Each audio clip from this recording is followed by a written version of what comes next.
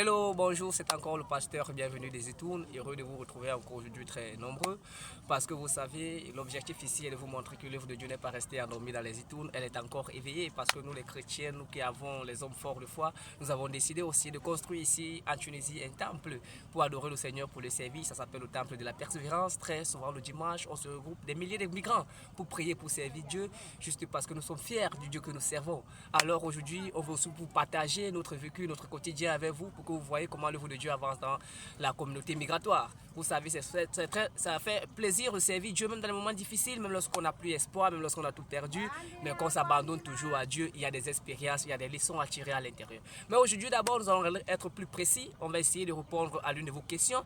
Et une question que beaucoup des internautes ont souvent eu l'habitude de se poser, et même dans la migration ici, même ici dans les champs que nous sommes cachés pour prêcher la parole, on retrouve encore beaucoup de personnes qui se posent la même question de savoir qu'est-ce que l'Église. Parce que beaucoup ne savent pas ce qu'est l'Église. Beaucoup de personnes ici, lorsqu'on parle du temple de la persévérance, ils disent tu as dit temple, tu n'as pas dit église. D'autres pensent qu'il y a une différence entre un temple et l'église. D'autres pensent que l'église peut être sur le bâtiment. D'autres, il y a beaucoup des idées que chacun se fait déjà sur la définition de l'église. Mais est-ce qu'alors les idées que chacun pense est vraie? Aujourd'hui, nous allons vous donner une définition correcte et vérifiable de l'église. Parce que les questions que chaque chrétien au moins doit savoir, c'est que signifie une église. Il doit savoir pourquoi il parle l'église. Il doit savoir quel est l'impact de l'église dans sa vie.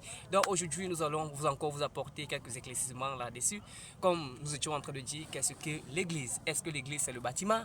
Est-ce que l'église alors c'est un endroit où on se rencontre? Est-ce que l'église c'est un endroit où on peut puiser de l'eau? Est-ce que l'église c'est un endroit où on peut manger? Est-ce que l'église est parfois des restaurants? Est-ce que l'église est certes il y a plusieurs questions, mais nous allons alors vous répondre en vous disant non, l'église n'est pas simplement le bâtiment, l'église n'est pas non plus un lieu où on se retrouve pour prier, mais l'église c'est le corps du Christ.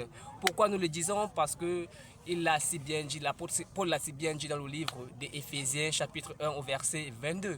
Quand il dit, il a tout mis sous ses pieds, il a donné le sacrifice suprême à l'église. Il a donné sacrifice suprême à l'église. C'est-à-dire quoi? C'est-à-dire que Jésus-Christ a été donné comme le sacrifice suprême. Et on dit l'église, c'est son corps au niveau du verset 23. Il le mentionne très bien en disant que l'église, c'est le corps du Christ, la plénitude qui accomplit tout en tous. Donc c'est-à-dire, c'est encore cette plénitude qui est en Jésus-Christ aussi qui se manifeste en nous. Comment ça, Jésus-Christ est devenu plénitude? Parce qu'aujourd'hui, nous sommes à l'époque du Saint-Esprit. C'est le Saint-Esprit là qui nous habite, c'est le Saint-Esprit là qui est en nous, qui nous permet alors de servir Dieu et de l'accepter comme étant l'unique sauveur, parce que nous avons reçu l'Esprit Saint. En définitive, alors nous allons répondre proprement à votre question. C'est quoi l'Église?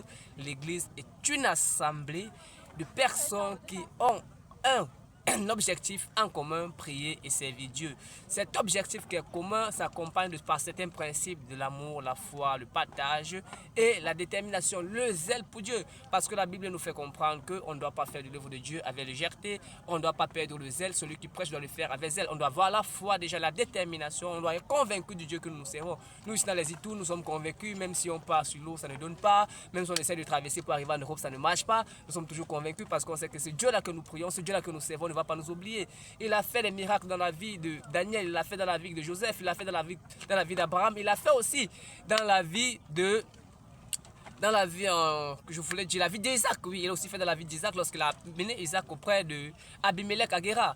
On sait aussi que le même Dieu peut le faire dans nos vies, parce que Isaac n'a pas douté de Dieu. Daniel n'a pas douté de Dieu lorsqu'il était auprès de Nebuchadnezzar. Il savait que Dieu devait le délivrer de la fosse au lion. Il a eu la foi, il a été déterminé. Nous aussi, dans les situations difficiles, nous savons que nous formons une église parce que nous sommes assemblés dans un principe de foi, de détermination, d'amour et de partage pour servir Dieu. Et nous le servons ici dans les Etournes, dans notre temple qu'on a construit qui s'appelle le temple de la persévérance. C'est bien vrai, nous avons plusieurs difficultés parce qu'il nous manque certaines choses, comme peut-être des places assises, comme peut-être parfois certaines Bibles pour l'évangélisation, comme peut-être les baffes, les micros pour l'évangélisation, pour plus d'impactation. Donc si jamais vous pouvez nous apporter un coup de main, n'oubliez pas de nous contacter sur WhatsApp au plus 216 25 26 95 78. Je répète, le plus 216 25 26 95 78. Alors on vous donnera les modalités pour nous aider et n'oubliez pas non plus de nous encourager en partageant la vidéo et en la likant. On se retrouve une autre fois pour vous parler encore de comment grandir dans la foi et comment se manifeste la puissance de Dieu dans une église, pourquoi l'importance d'une église. Donc à très bientôt pour la prochaine fois.